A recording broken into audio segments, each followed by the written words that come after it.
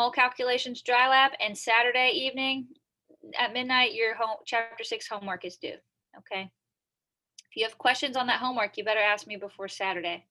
I can't promise I'll be good on my email Saturday. Understandably so, right? So, okay, let's get into some review. Let me get my Apple Pencil. Share my screen.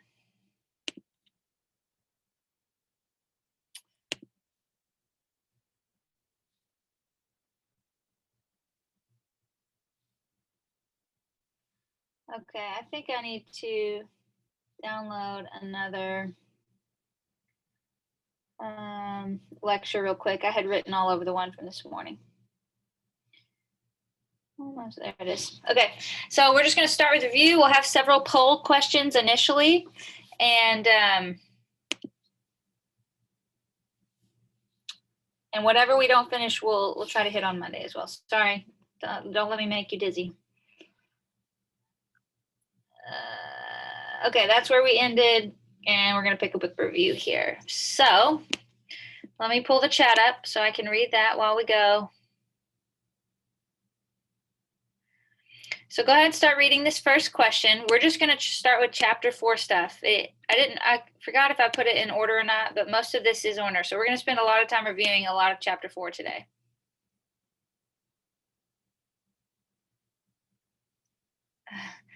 I burned my tongue on my coffee and advice over hill. Anybody have advice for the chat?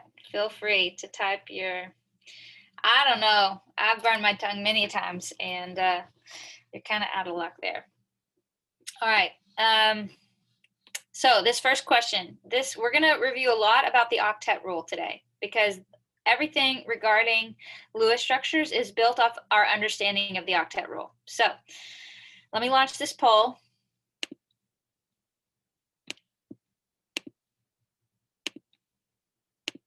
And pick your answer for question 1.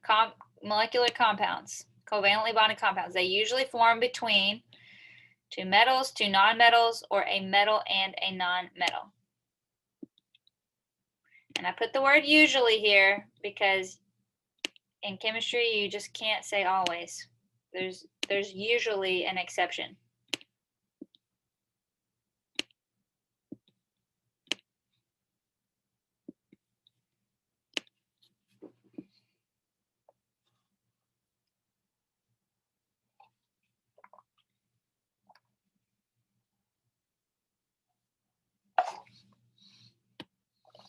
We got 35 of 50 people voted.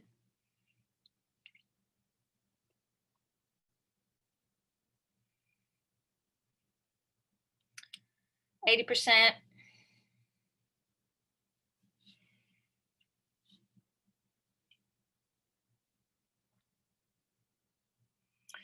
All right, you should have been able to guess by now, okay? These kinds of questions I would anticipate take 20 seconds or less. I'm going to end the poll. All right, share results. So here's what the class said. A pretty good dispute between 2 nonmetals and a metal or a nonmetal. Anybody want to comment on this?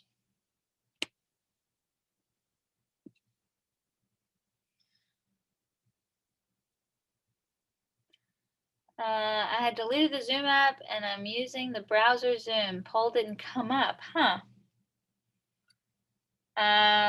Sorry, I'm reading the chat real quick. Hannah, I'm not sure how to help you on that. Did you recently delete Zoom app?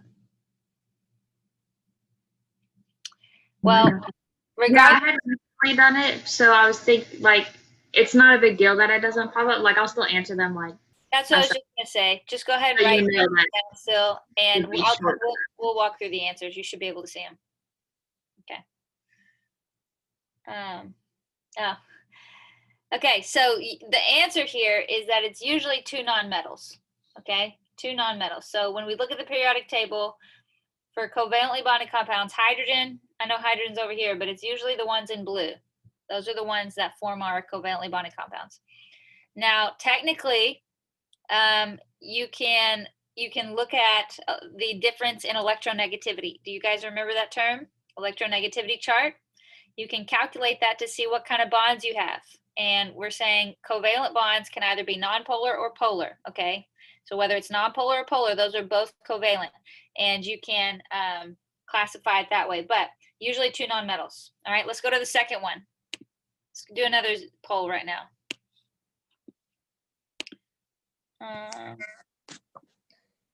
Poll 2, launch poll. Let's look at this second question. Okay, element X. You have 5 valence electrons, and we want to know how many bonds is it going to form in a Lewis structure.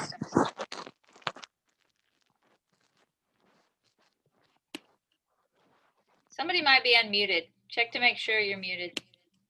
I totally don't mind you unmuting to answer a question or contribute to discussion, but sometimes it can be distracting if you're not muted other than that.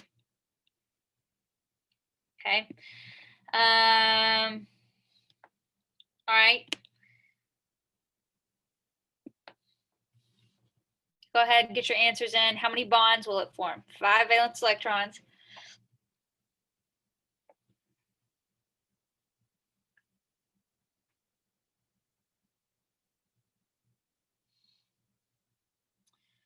There was a slide that we looked at to kind of help us with questions like this. It was right up here.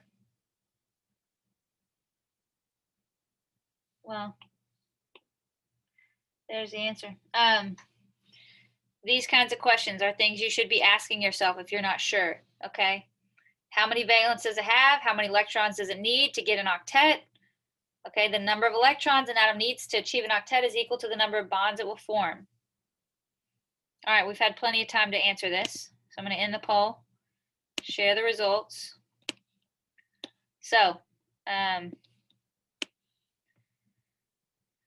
3 is the correct answer, right? So if we have 5 valence, I'm on eraser, 5 valence, and then plus it needs 3 more to get 8, okay? An octet, remember, is 8, and an element is stable when it has 8. So if it needs 3 more, the number of electrons an atom needs to achieve an octet, this is equal to the number of bonds that element will form, okay, in a Lewis structure.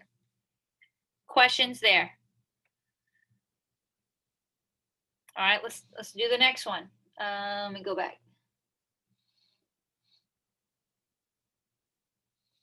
Which of the following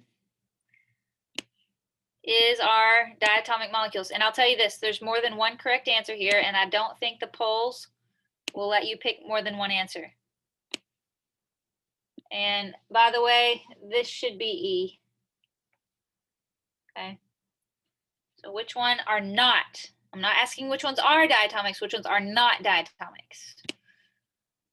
So just pick at least one that's correct. I think you can only pick one.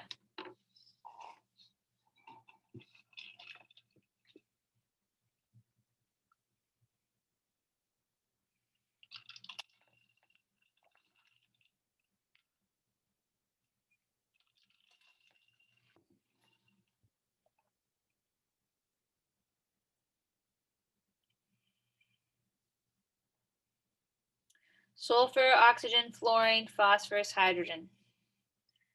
All right, you've had almost a minute, so I'm going to end the poll. Should have plenty. Still getting answers in, still getting answers in. We're 85% voted.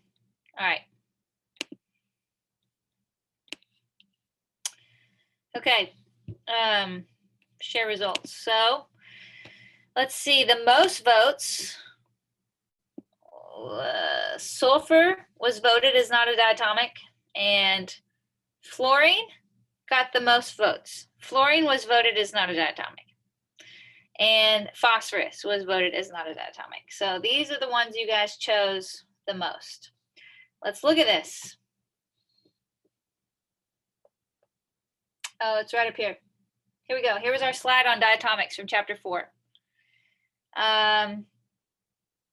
There's the diatomics. So there's really no other way to know these besides memorizing them. So make sure you have them memorized, or you have this slide available and handy when you're doing the exam. So hydrogen, nitrogen, oxygen, phosphorus, or sorry, not phosphorus, fluorine, chlorine, bromine, iodine. And remember, they make a 7 over here, okay, on the periodic table. And then there's hydrogen. So which ones are not? Well, sulfur is definitely not one of those. Oxygen and fluorine, those are diatomics, but phosphorus is not as well. Hydrogen is. Okay. Now, why are these important? I make a big deal about this because when we get to chapter 6, you guys have to spend a lot of time calculating molar masses and things like that. And if you forget an element that when it is a diatomic, if you say that it's not, you're going to miscalculate the molar mass and vice versa, right? So I don't want you guys to be tripped up on something that simple. So don't forget that. All right, let's look at the next one. This one is not a poll question. Let's name 3 elements that are exceptions to the octet rule in covalently bonded molecules. How so? So type it in the chat. What do y'all think? Let's name 3 elements. I bet we can name even more than that.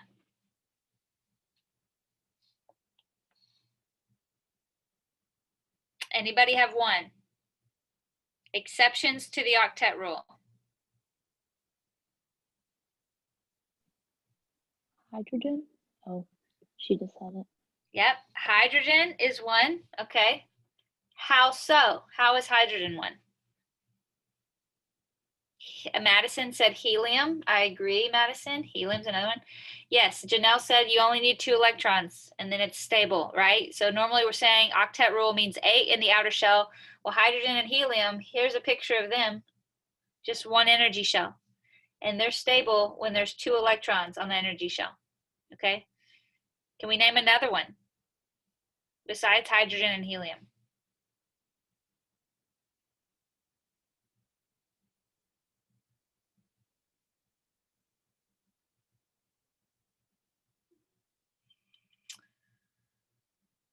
All right, well, let's look at. Would it be the neon be one of them? Neon? Neon is a noble gas. The noble gases, I'll tell you, they're not exceptions. But let's look here.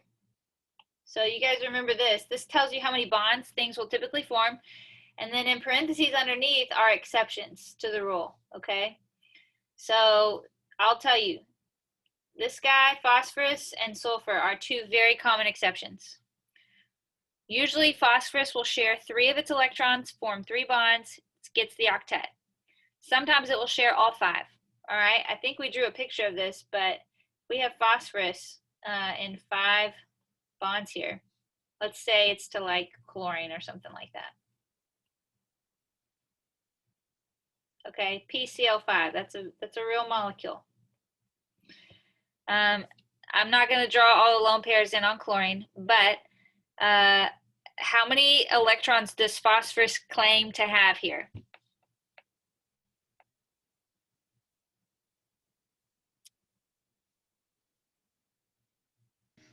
Thank you, Brendan.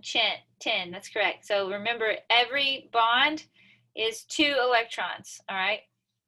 And so if we've got 5 bonds, we've got 10 total electrons, and that is greater than 8. So that exceeds the octet rule. Sulfur usually will just share 2 electrons, but sometimes it can share 4, sometimes it can share 6. If sulfur shared all 6 of its electrons, how many would it have, or claim to have in all those bonds? 12, yep. Okay, what about boron? Think about boron for a second. Boron's got 3 valence electrons. I'm going to scroll up here. Let's draw not the Lewis dot structure, sorry, the electron dot structure of boron. There it is. Now, what if boron shares all of its electrons with, I don't care, hydrogen?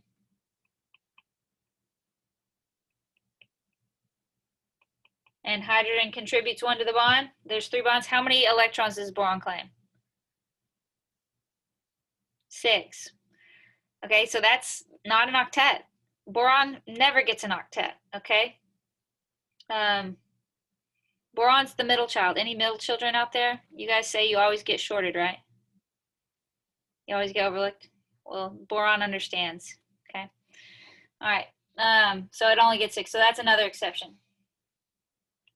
Boron, sulfur, phosphorus, all right.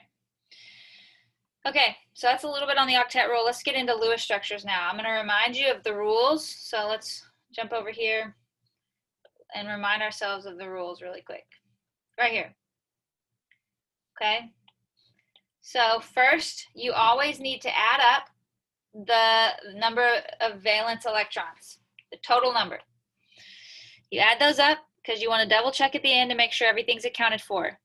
That's one way. You could think you've drawn this thing totally right, but if you do not have the number of electrons accounted for that you should, that's a key indicator that something is off and you need to go look at your structure again. All right, then you're going to start connecting atoms with lines, rule number 2.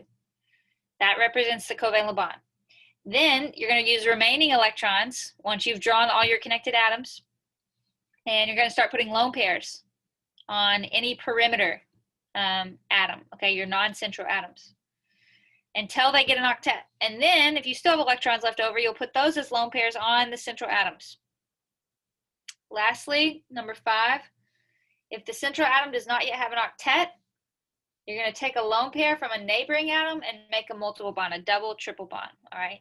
I will tell you, knowing when to put a double or a triple bond into your Lewis structure is the hardest part about Lewis structures, okay? That's the hardest part. They're sneaky. So we're going to look at some good examples on this slide. All right, let's do the first one. So rule number 1 said let's add up all the valence. So go ahead, start adding up your valence electrons. I'll do the same. I'm going to give you a head start.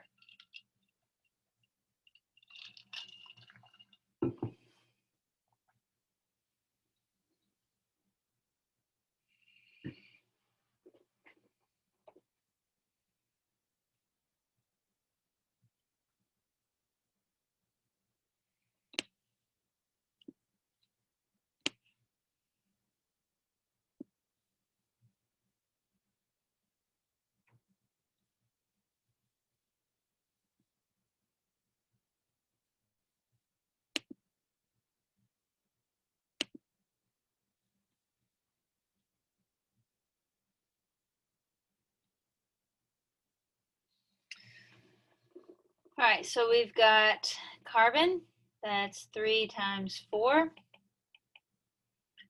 Hydrogen, we've got 7 of them. Each one has 1 valence. Oxygen, we've got 1. Fluorine, we've got 1 of those, 7 valence electrons. 32, is that what you got?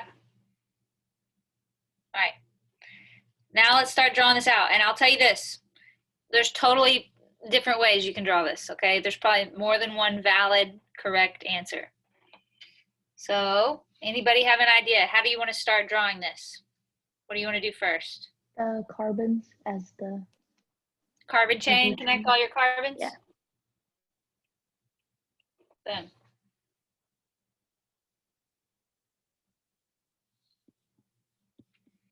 Okay, then what can we do? connect the hydrogens to each one, maybe. Okay, load them up with hydrogens. Got 7 hydrogens to account for. There's 3. There's 5. Whoops. And there is 7. Now what do you want to do?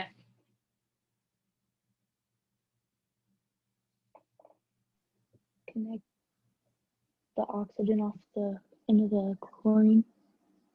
You mean carbon? You're good, Aubrey. Okay, oxygen, and then we have a fluorine. We know this oxygen needs another bond, so we can go ahead and put the fluorine there. Now this oxygen has 2 bonds. What else do we need to do? Lone pairs. Lone pairs. Okay, oxygen should have 2 lone pairs. Fluorine gets how many lone pairs? 3. Okay. Now, do we have 32 electrons accounted for? You can count them real quick. Every dash is 2, so there's 2, 4, 6, 8, 10, 12, 14, 16, 18, 20, 22, 24, 26, 28, 30, 32. All right. Again, there's different ways you could draw this. You could have put, I mean, you could rotate the fluorine, and the hydrogens can be rotated anyway, okay? Like this fluorine could be in any of the positions of any of these hydrogens, all right? And the fluorines and the hydrogen could switch places. You could also probably have put this oxygen in between two carbons if you wanted, all right? And then put all your hydrogens and fluorines around the outside. So there's different ways you could draw it. All right, number 2, I'll tell you there's a typo here. So we're gonna take this parentheses and we're gonna move it, all right, on right here. We're gonna just put the oxygen only should be in parentheses. So take the parentheses off of the hydrogen, and it should only be around, you know what I'll do?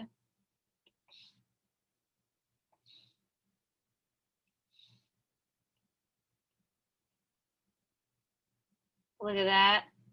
Look at that. iPad should pay me. Okay. That was a quick fix. All right, so now we're going to try to draw this. A condensed structure here. The first thing that you need to do is divide it up into groups, okay? Well, technically the first thing we need to do is add up our electrons. Real quick, let's do it. Carbons, we got 1, 2, 3, 4 carbons. I counted 4 carbons. Hydrogen, there's 1, 2, 3, 4, 5, 6, 7 hydrogens. Oxygen, there's 1. Nitrogen, 1 times 5.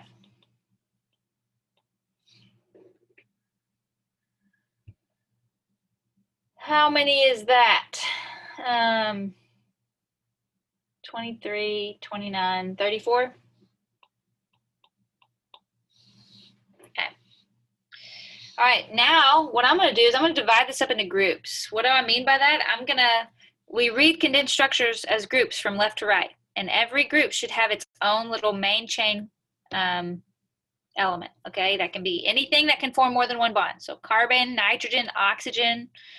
But if it's in parentheses, then remember it's branched off of the main chain. So we're going to put a line here. We're going to put a line here. And here, nitrogen could be a main chain. And I mean, you can put one right here if you want. So that shows us all of our little groups. So now we're going to start drawing them. I'm going to start with group number 1. This is carbon number 1. Carbon has an oxygen in parentheses, so we should branch that oxygen up or down, does not matter. Just branch it up, and it should have 2 bonds, 2 lone pairs. There's nothing attached to this oxygen in parentheses. The only thing it's connected to is that carbon. That's how I know I needed to double bond it and put 2 lone pairs. If you do indeed have something like this, then you know this hydrogen is attached to that oxygen, okay? So that would look different, but here it's just the oxygen bonded to the carbon. We also have this hydrogen bonded to that carbon. So I'm going to draw that. Now we have carbon number 1 connected to carbon number 2. So I'm going to continue my structure to the right. On this carbon, what should you have? 2 hydrogens, 1 up, 1 down. Okay, now we're going to move on to the next group. Carbon number 2 bonded to carbon number 3. And now we have a CH3 group in parentheses. You had one of these on your Lewis Structures Dry Lab. So what does that look like? I saw all kinds of things. It'd be a carbon going off your main chain carbon and then hydrogens off of that carbon. Okay, like this? Yes. Yes, so the CH3 group right here is this entire group right here. That's the CH3 group. Okay. Let's continue. Now we're on the last group, which is this carbon is connected to this nitrogen. So we got a nitrogen and we got a hydrogen bonded to the nitrogen.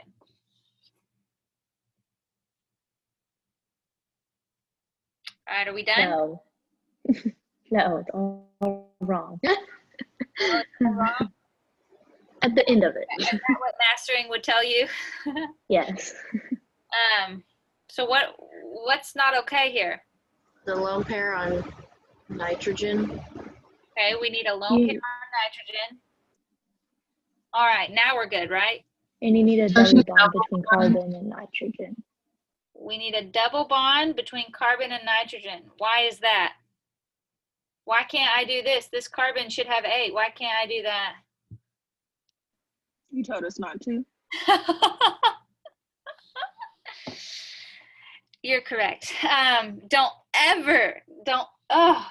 The side of that. Can't even look at it. Don't ever put lone pairs on a carbon, okay?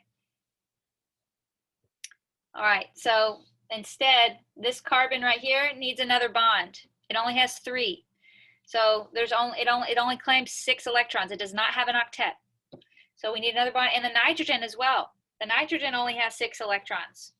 2 in the lone pair, 2 right here in this bond, and 2 right here in this bond. That's 2 electrons, 2 electrons, 2 electrons. So neither one are satisfied. So as everybody has been saying in the chat, we can double bond the carbon and the nitrogen. And when we do, now they both claim 2 more electrons. They both have an octet. This is the hardest part, figuring that double bond out. That's the hardest part, okay? But don't put lone pairs on your carbons. Questions on that? All right. Do we have 34 electrons? Can you count them? I'm just going to count them in my head. I'll count them out loud. 2, 4, 6, 8, 10, 12, 14.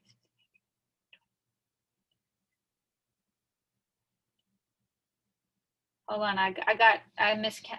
Let me count again. 2, 4, 6, 8, 10, 12, 14, 16, 18, 20, 2, 4, 26, 28, 30, 32, 30. Okay, I got 34. We good? All right. Okay, let's look at this one. This one looks hard. 3 carbons, 6 hydrogens, and 3 oxygens. Seems like a lot of oxygens. And this is not a condensed structure, all right? That's why this one seems kind of hard. You've got like 12 atoms here we got to draw. And it's not a condensed structure. So we got to figure out how to put this thing together. So what do y'all want to do? We first need to add up the valence, right? I'll do this up here. Carbon, we got 3 times 4. Hydrogen, we've got 6 times 1 each. And oxygen, we've got 3 times 6. It's 36 electrons. 36.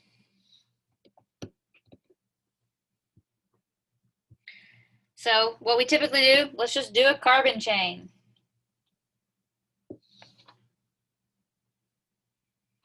All right. We know oxygen can be kind of a central atom too. So what if we just continue our chain with oxygens? That seems kind of crazy. I don't know. I'm just shooting from the hip here. Okay, what if we just start putting hydrogens on? There's 3. There's 4, 5. There's 6. Okay. This seems way bizarre, right? This can't be it. Sometimes this is going to happen. Sometimes you're going to try to draw it and you're like, oh my gosh, this does not work. Okay, so we need to start over. We need to try again. I'm going to erase I'll erase it all. I like the idea of putting the carbons together, but we cannot have those oxygens just all bonded together. All right. What else could we try?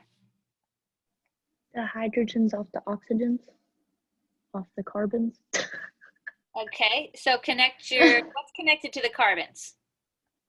You could connect the oxygens. Yeah. Okay, Yeah. Dakota has an idea too. Aubrey is saying connect your oxygens to your carbons like this.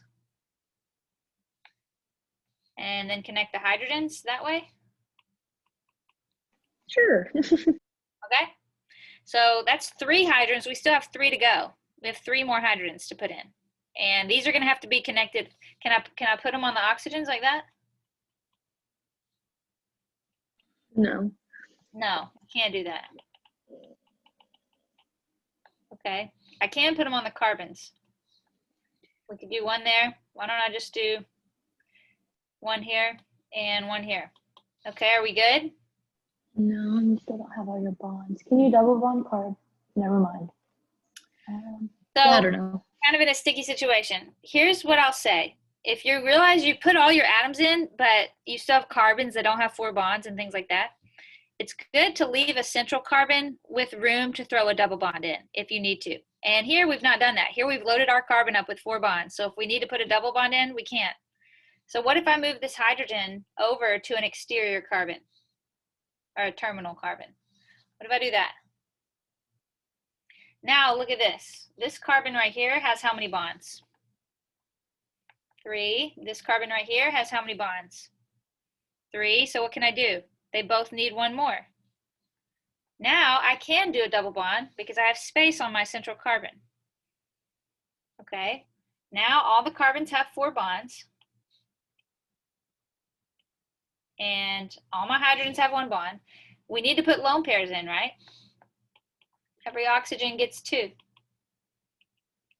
Okay, now the question is, do we have the right number of electrons? We should have 36. Let's count them. 2, 4, 6, 8, 10, 12, 14, 16, 18, 20, 22, 24, 26, 28, 30, 32, 34. Look at that. Okay. And you know what? Dakota was probably right too. You probably could totally draw this structure with a carbon, oxygen, carbon kind of setup and get a viable structure as well. We won't waste time drawing this structure multiple ways because we got more things we need to move on to, but I think is this helpful for you guys to walk through, thinking through these things? Okay. I tried to incorporate structures that are going to have double bonds because, again, that's the hardest part.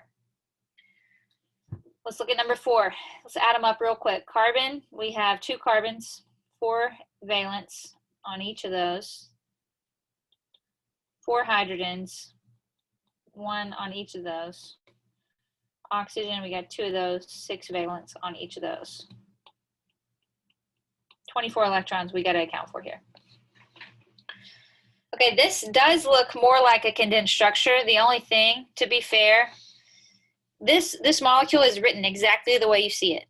But the way I've taught you guys, a lot of this is, it wouldn't be understood fully unless I put parentheses around this oxygen. So to be fair to y'all, I need to make that edit to this so that we get the structure right.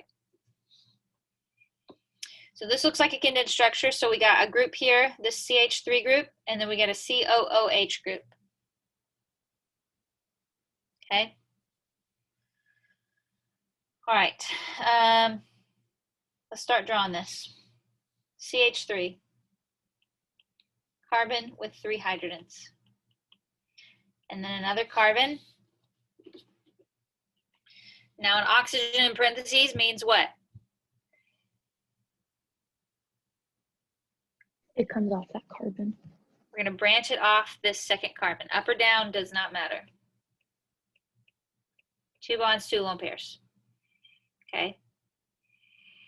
Okay, now what about this oxygen? This oxygen is, well, you know what? Technically, guys, I should draw another line right here. Because guess what? Oxygen can be a main chain.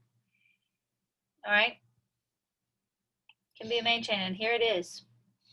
All right, that oxygen is not in parentheses, so it's part of the main chain.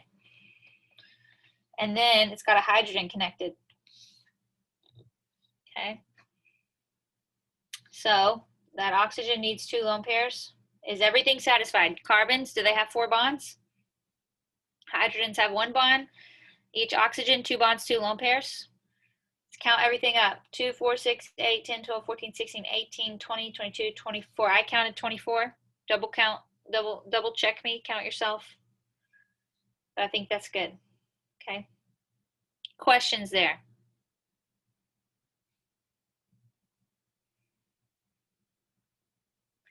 I'm seeing the afternoon glazed over look.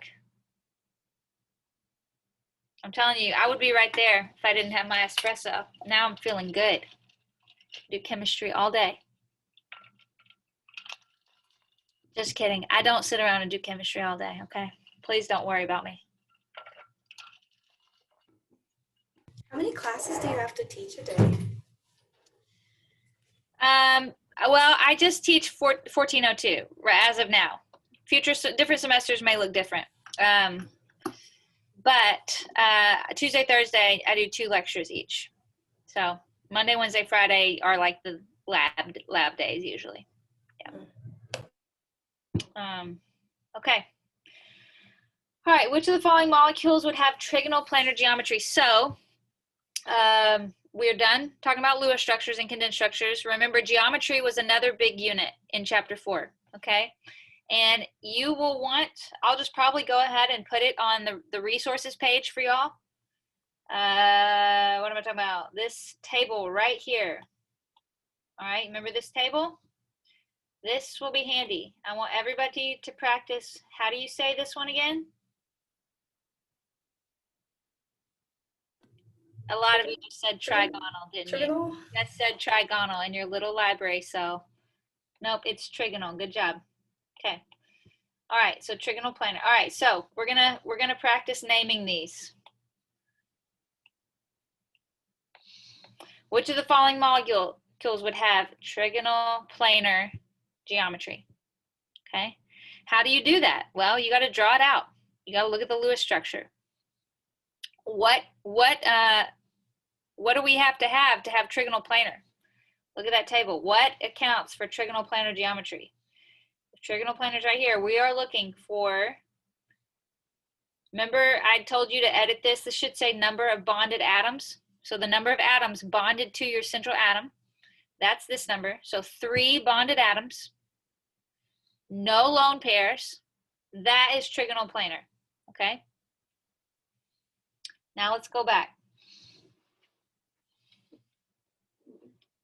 CBr4. I can already tell you from looking at this, carbon has 4 atoms attached. Should we even waste our time drawing that out? That's not trigonal planar, okay? We're looking for 3 bonded atoms, no lone pairs. Okay, let's try boron.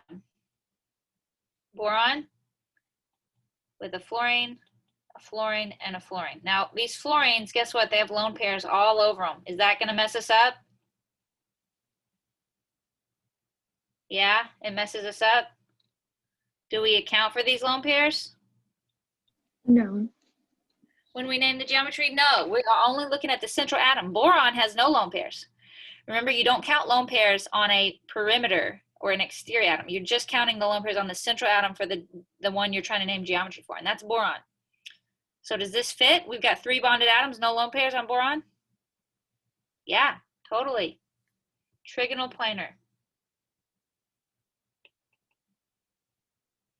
Okay, look at C here. We've got oxygen with 2 bonded atoms. Right off the bat, if you know what you're looking for, you don't have to draw all these out. 2 bonded atoms does not fit. And you know oxygen always has 2 lone pairs, okay? So you can automatically say, no, that does not fit 3 bonded atoms and no lone pairs. Trigonal planar, we said, was 3 bonded atoms, 0, I'm gonna abbreviate, lone pairs. Okay, what about phosphorus? Why not PCl3? That looks a whole lot like BF3. Because it has lone pairs. You got to remember, phosphorus has 5 valence. So when you draw this out, you're going to have 3 bonded atoms, sure, but you're going to have a lone pair. So what is phosphorus? Anybody remember?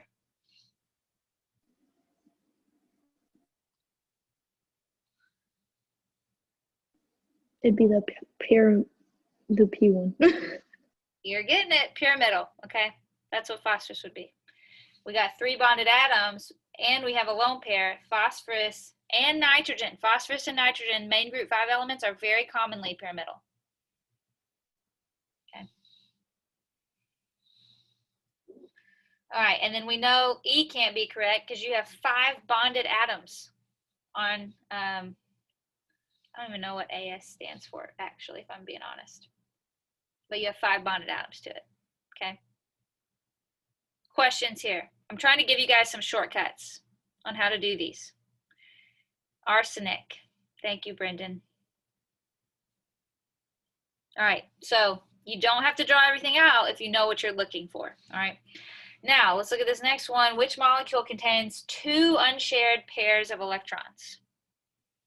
Which molecule contains only 2 unshared pairs of electrons? So this is going to be, all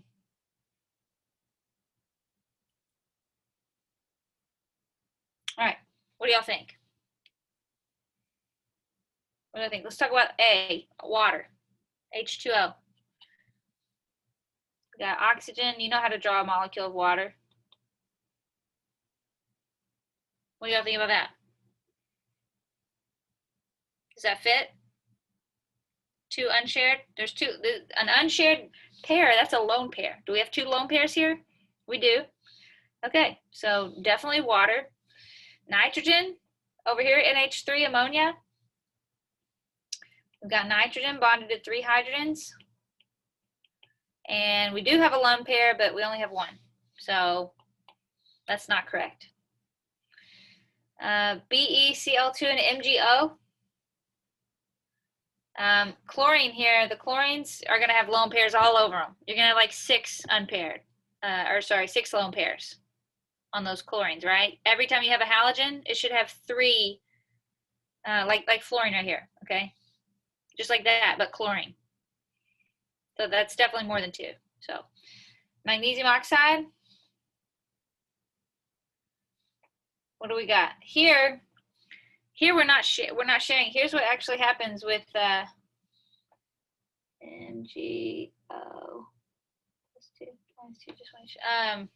Here's what happens here. These are ions, right? So you'd have Mg is going to form a +2 cation, and you have oxygen is going to take the 2 valence that Mg is going to give away. So here's what oxygen would actually look like as an anion, right?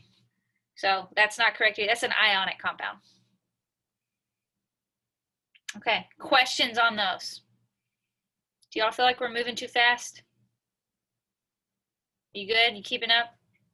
I do, because I'm still confused about the trigonal planar thing or planar thing. So, Go ahead. no, you go ahead. You said that, well, in the book it says that it has to have 3 charge clouds, which is 3 bonds, and no lone pairs. But isn't that...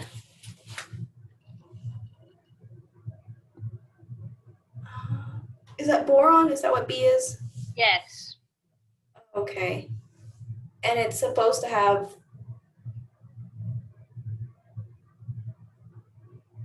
I'm just confused. Like, can you explain that again? Yeah, for sure. Okay. That's what we're here for. All right.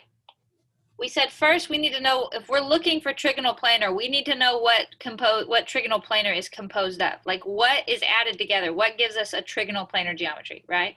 How do we define trigonal planar? So this table is how you define trigonal planar. And remember, I said this first column should be number of bonded atoms.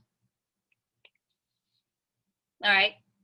So what you're doing is if you have your central atom, and this is the atom I'm trying to name, we're looking at how many atoms, we'll just call them A, B, and C, are bonded to your central atom, okay? Because this one is the one I'm trying to name. So we got to have 3 bonded atoms and no lone pairs. That's going to give us 3 charge clouds. So if you're looking, you're looking for an atom that has 3 atoms bonded to it, okay? That's trigonal planar. So now that we've defined trigonal planar, let's go look at the options. Carbon here is going to have 4 bromines attached to it.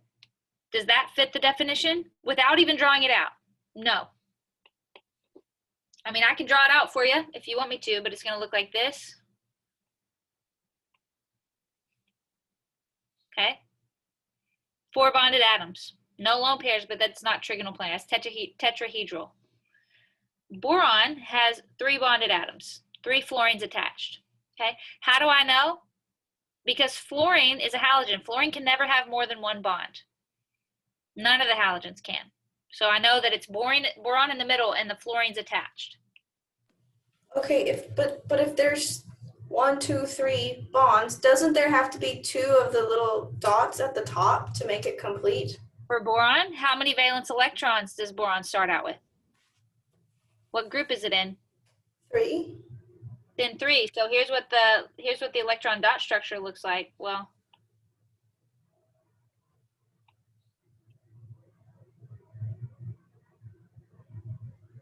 Oh. it only starts out with 3. Phosphorus and nitrogen start out with 5. Okay, carbon starts out with 4. Carbon over here shared all of its electrons. Boron is going to share these. Okay, share with fluorine. Fluorine will contribute 1. Share with fluorine again, contribute another 1. Share with fluorine again. But now boron only has 6, and that's okay. We said boron's an exception to the octet rule earlier, remember? Oh. Okay. So it's out of electrons. We don't have a lone pair at the top here because it doesn't have any more. It's just got 3 valence. It's Okay, so that's what I was confused about, because I was like, but I thought it had to have 8. And in the same manner that boron only has 6, would everything in that, is it row or group, would everything in that row be the same? group. Yeah, same way. Thank you. Yep. Okay, good deal. Thank you for asking the question. So that's geometry. And there's some good practice problems at the back of chapter 4 that quiz you on geometry as well, okay? Any other questions? We're gonna move on to polarity. How are we doing on time? We got 20 minutes, okay. Polarity. Polarity was another big unit in chapter 4, okay? And I will tell you, this question down here is way more involved than you think. We're gonna spend a little bit of time on it. We're gonna be drawing things out, drawing dipoles in. So let's remind ourselves what makes up a polar bond. It's when the electrons are shared, but they're shared unevenly, okay? Remember I used to give the tug of war analogy? How do you know if they're shared unequally? How do you know if there's any, what I called electron hogging going on in the video? This was a video I had to do. You're gonna look at the electronegativity chart. You will have this on the resources page. You'll have a periodic table. You'll have both of these tables on your resources page, and you'll have that table for the geometries on your resources page, and I'll probably even put the solubility rules on your resources page. You'll have all that just for quick access, okay? So if you look at this electronegativity chart, we can calculate an electronegativity difference, and then we can classify it as covalent. If it's just covalent, I also call this nonpolar. So you can have nonpolar or polar. They're both covalent bonds. In a nonpolar bond, your electrons are shared pretty evenly. In a polar bond, they are not shared evenly. And remember, if it's polar, we can put in the partial positive and partial negative, okay? Depending on which element is electron poor, which element is electron rich. So let's look at these. Carbon and bromine. Carbon and bromine, you need to calculate an electronegativity difference, and then you decide is that polar or not. So carbon and bromine. Carbon is 2.5, bromine is 2.8. What's the difference there? 2.5 for carbon, 2.8 for bromine.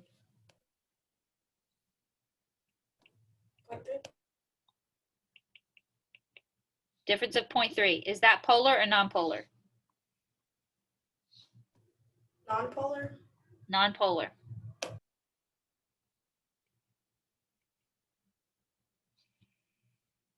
Okay.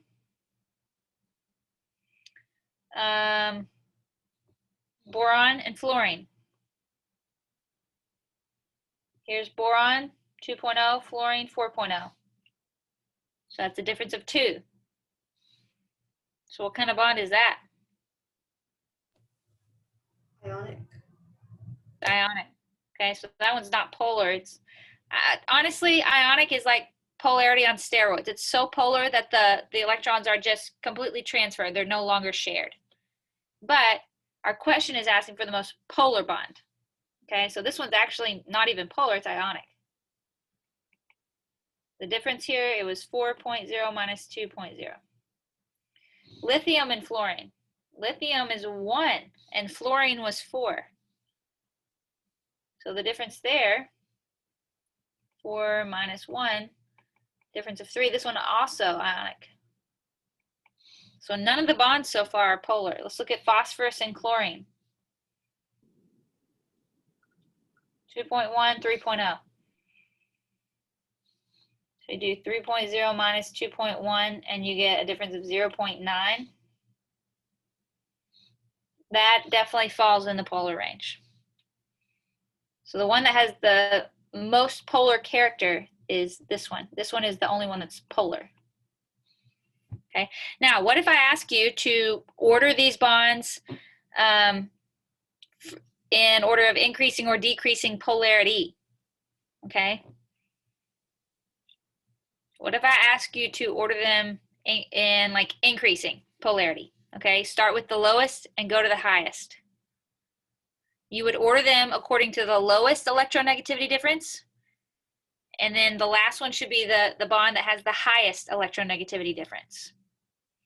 So if we're going to do that, we're going to order them in order of increasing polarity. This one has the smallest electronegativity difference. So you would say the carbon-bromine bond. We said this one was a difference of 0.9. So next would be the phosphorus-chlorine bond. Next would be the boron-fluorine bond, and then the lithium-fluorine bond had the highest electronegativity. Does that make sense? I like to ask those kinds of questions. Okay. Okay, next, which molecules are polar? So now we're not just talking about a bond. Up here, we're just talking about a single individual bond. Now we're talking about a whole molecule. Now we're going to have to assess multiple bonds, the shape of the molecule, and if there's any lone pairs, okay? So those are the 3 things we need to consider. 1, the shape of the molecule. Is there any symmetry? 2, we need to assess, are there any polar bonds? So you need to see what kind of bonds do I have in my molecule, and are they polar, nonpolar, ionic, blah, blah, blah. 3,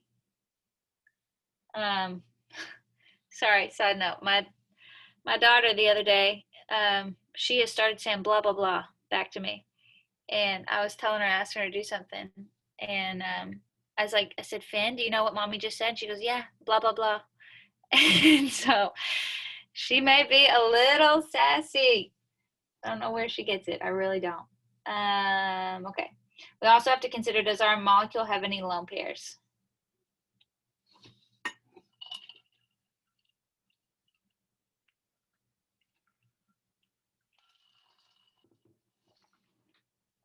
All right, let's look at the first one.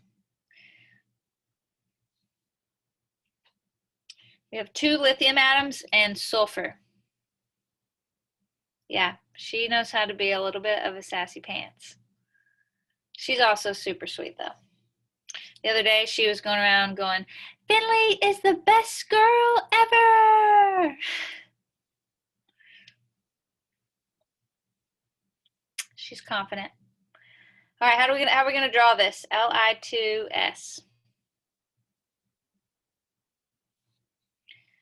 So lithium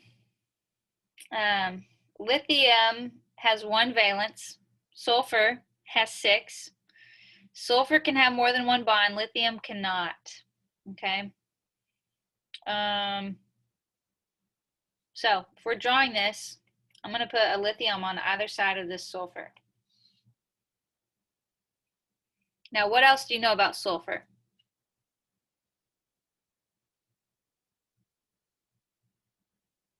It has lone pairs. Yes, how many? 2? Is it 2? It's 2. Okay. Now this is great, what we just drew. This makes me think a whole lot. It reminds me of a water molecule. Okay, the same way in a water molecule, you've got 2 atoms bonded to your central atom, 2 hydrogens, and your central atom, oxygen, has 2 lone pairs. But here's what I know about oxygen. And oxygen and sulfur are in the same group, so they're going to behave the same way. Okay? If we were naming the geometry of this sulfur, we went over to that table, does anybody know what the geometry would be? Would it be linear? It would not be linear. Linear is 2 charge clouds. Here we have 4 charge clouds. Thank you, Madison. It would be bent. We have not drawn this bent. And I think the shape here, remember shape matters. So we need to draw it bent, okay?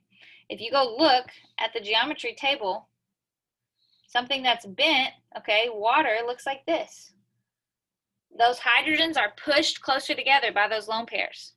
So we could easily miss the geometry here, or miss this question if we don't get the geometry right.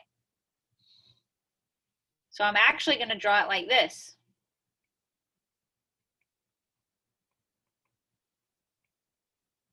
Okay, I'm going to draw little clouds around my lone pairs, just like a water molecule. This is going to change everything. So now, do we have any, we got lone pairs. Are our bonds polar? Well, lithium has an electronegativity of 1, and sulfur has an electronegativity of 2.5. 1 and 2.5, what's the difference there? 0.5. So it is polar. 1.5. Don't forget. Wait, what did you say?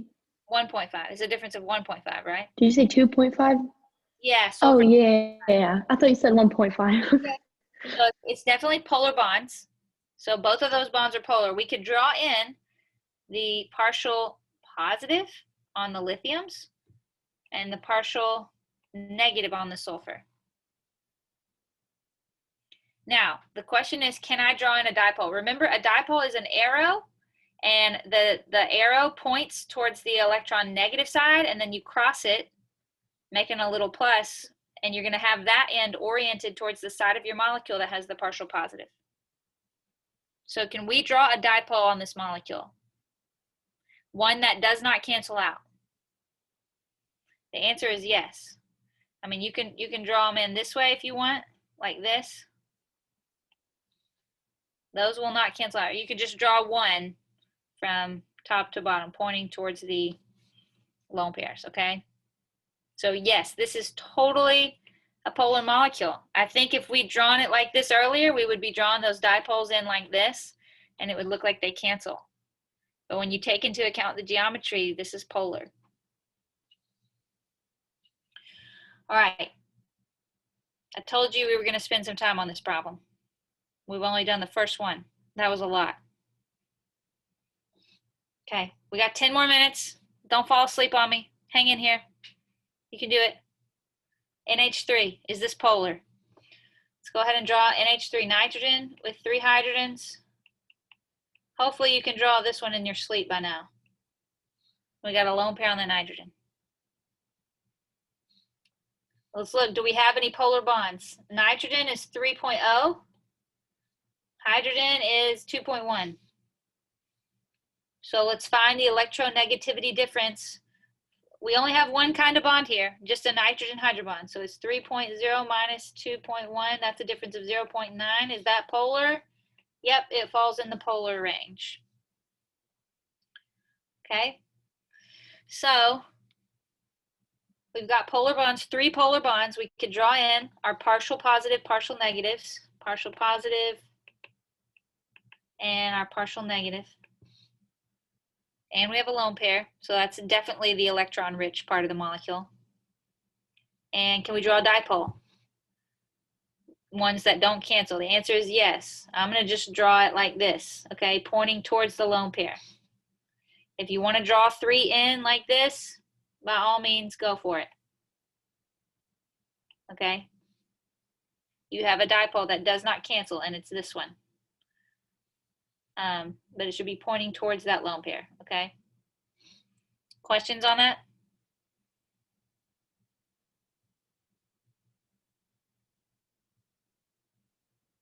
Okay.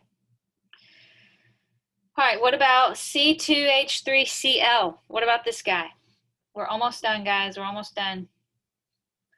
We've got 2 carbons, 3 hydrogens, and a chlorine. So I'm going to connect my carbons.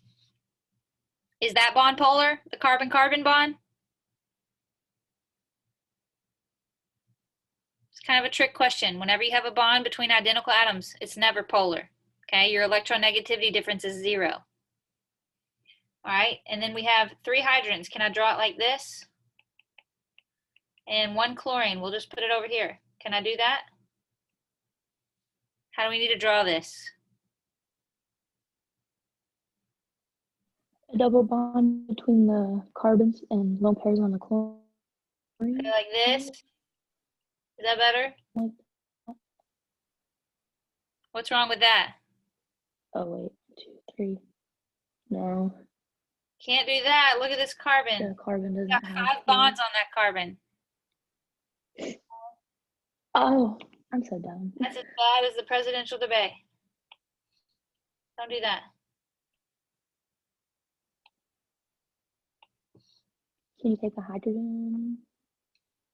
Okay, we can put 2 hydrogen on this carbon. Let's move a hydrogen double bonded to the carbon. Double bond the carbons. That's what Angelina's saying. Do that. And what if we put that hydrogen over here? Technically, this kind of looks a little bit wonky. I like to draw it a little bit more. This is the correct structure, but I like to draw it a little bit more even like this, spaced out like that. Now, every carbon has 4 bonds, and hydrogens have 1 bond, chlorine here, 3 lone pairs and a single bond. So everybody's satisfied. The carbon-carbon bonds are nonpolar. What about a carbon-hydrogen bond? Is it polar or nonpolar? Hydrogen is 2.1, carbon is 2.5. So the difference for all of these bonds is 0.4, and that is nonpolar. So none of those carbon-hydrogen bonds are polar. Okay. Oh, man.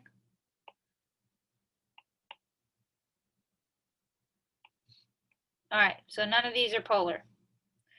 What about a carbon-chlorine bond? We're almost done. Carbon is 2.5, chlorine is 3.0. Okay, I'm looking here and I'm looking here. So the difference there is 0.5. The difference between 2.5 and 3.0 is 0.5. So this bond right here, that is the only polar bond. And what we could do is we could say this is our partial positive region, this is our partial negative, and look at all these lone pairs. Anybody seen that YouTube video where the little girl goes, look at all those chickens?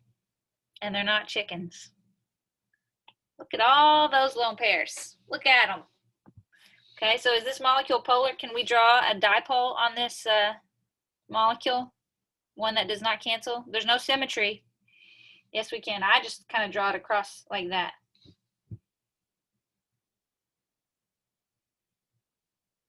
Questions there?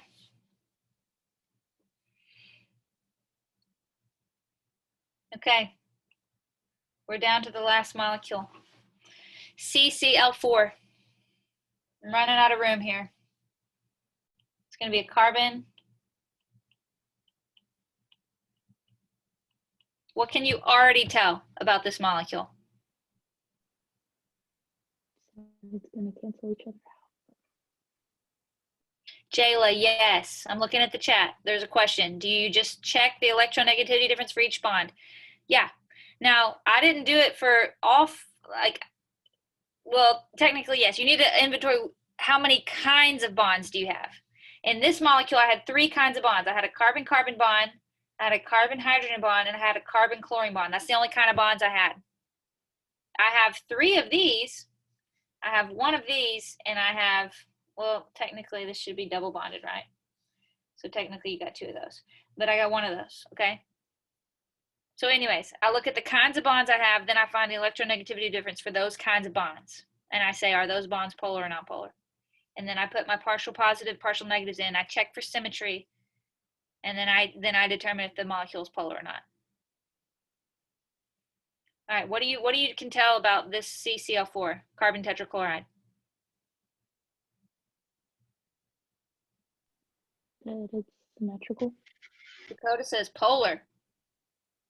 Okay, we already determined right here, the carbon-chlorine bond is a polar bond. So I've got 4 polar bonds here. I only have one kind of bond. I only have one kind of bond. I have a carbon-chlorine bond. I got 4 of those.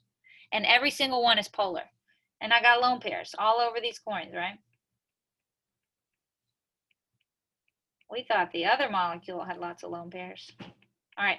So if I'm going to draw my partial positive and negative end, this is the partial positive, and these chlorines are the partial, negative. Boom, right there. You can draw it on every single chlorine. So how am I going to draw my dipoles in? I've got 4 dipoles, and they're all pointing towards chlorine. What do you notice happens?